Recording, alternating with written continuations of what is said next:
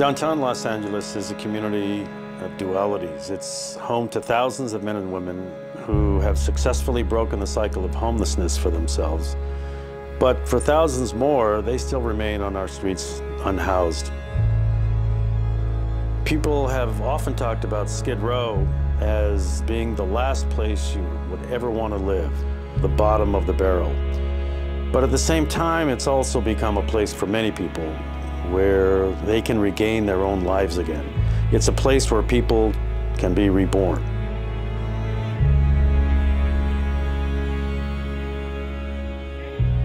I done died and went to heaven when I got this place. Well, it's great to be able to walk into my own apartment, kick my boots off, and cook something. These people made sure you got somewhere, and nobody ever makes sure that I get helped. I came in here, sat down, cut the TV on, and did that.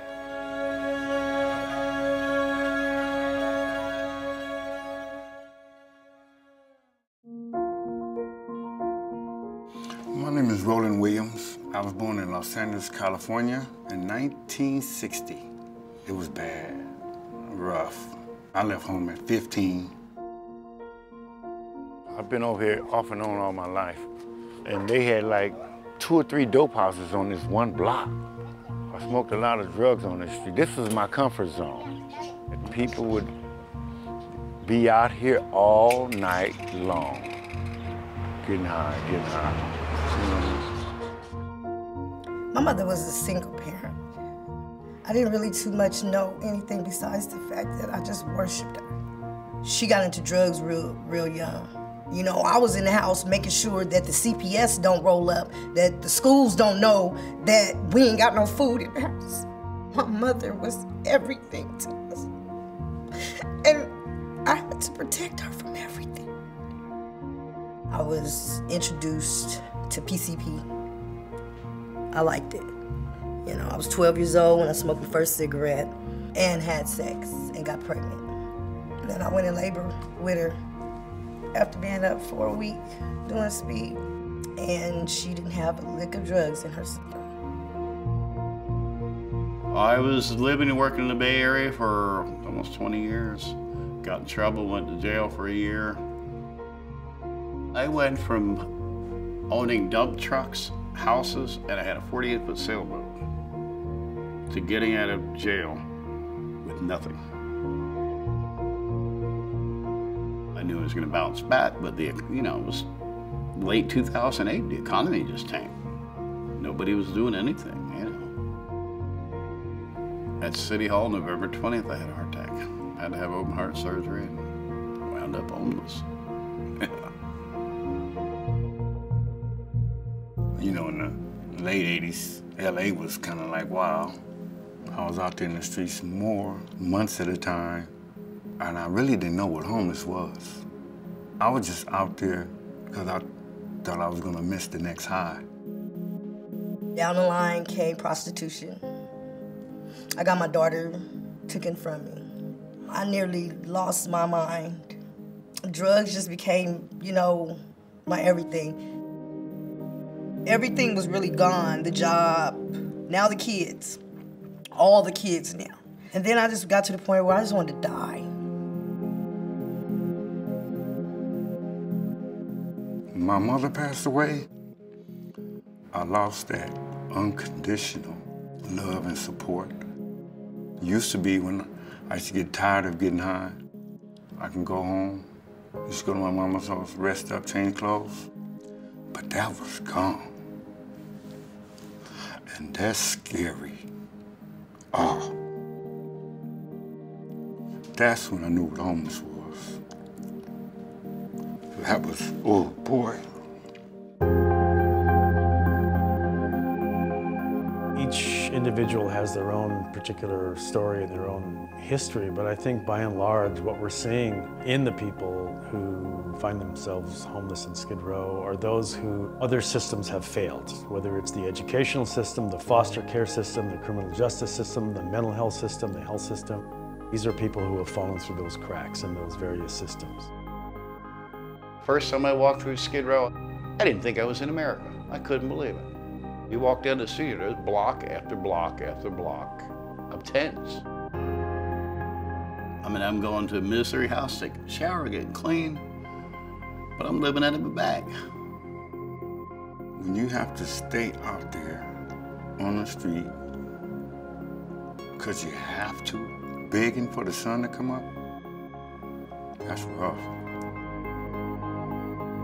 If you take the people that we offer the opportunity to get off the streets, you are saving society bundles of money that we spend, not even voluntarily. If this person is on the street, he's rousted by the police multiple times a year, he's jailed multiple times a year, he has to go to emergency care multiple times a year. Those costs are far greater than the costs of subsidized housing in supportive housing.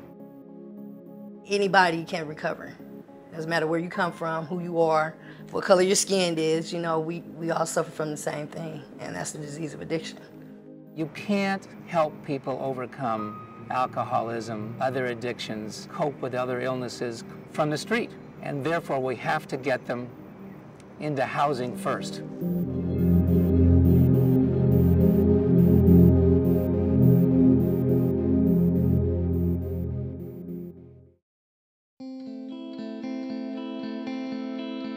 I've never had a place where I was the only one with a key to the house.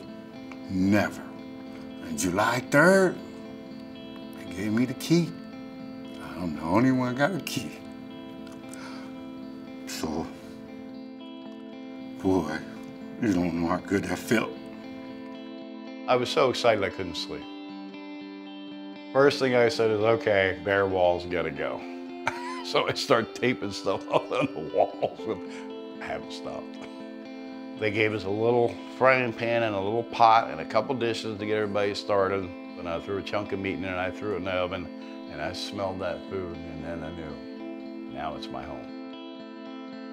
I have so many photo albums, but when I became homeless, I was only limited to enough, you know, that I could carry around with me. So I don't have to keep them in a bag now, I can hang them up. Everyone who means a lot to me is on that refrigerator. You know, my grandkids, my kids, my mother, my grandmother, and me. I'm on there too.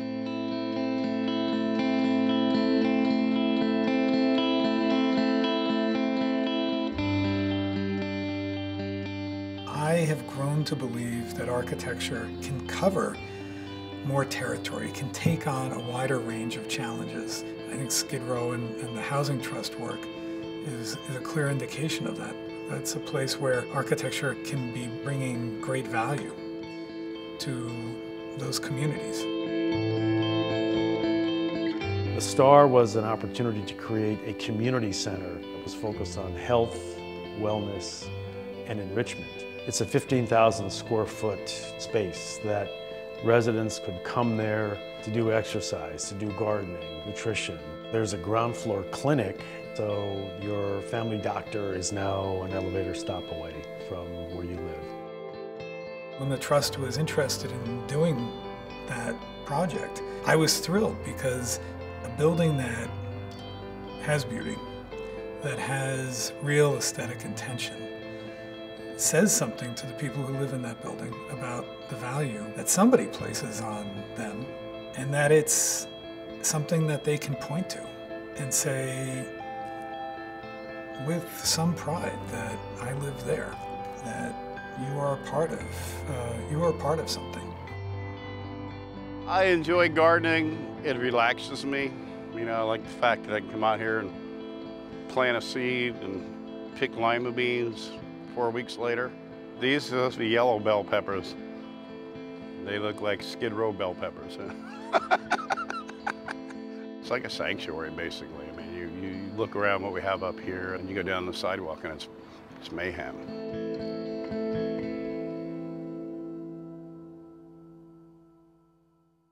When you see people who have the opportunity to get the housing and the services that they need to get restabilized and begin to live a full life, the transformative power and the ability of people to change their lives in dramatic ways is really quite amazing. We see that happening every day. We just facilitate that process by the work that we do.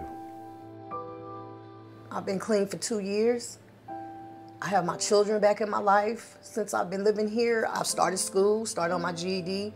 I can get that master's degree that I want, that I can become a social worker, to work for the elderly and for the children, to help the mothers that, you know, have been through what I've been through, but didn't have nobody to help them, you know, because I've been there.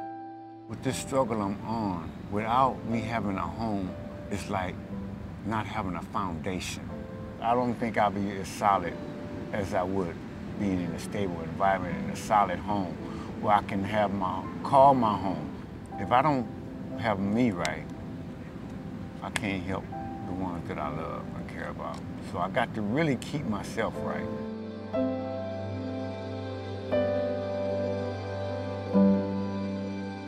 If we are going to imagine a healthier city in the future, you can't do it by imagining that Skid Row can continue to exist in the way that it exists. That's a challenge that I think we need to try to solve and begin to dream if we're going to imagine a more perfect city.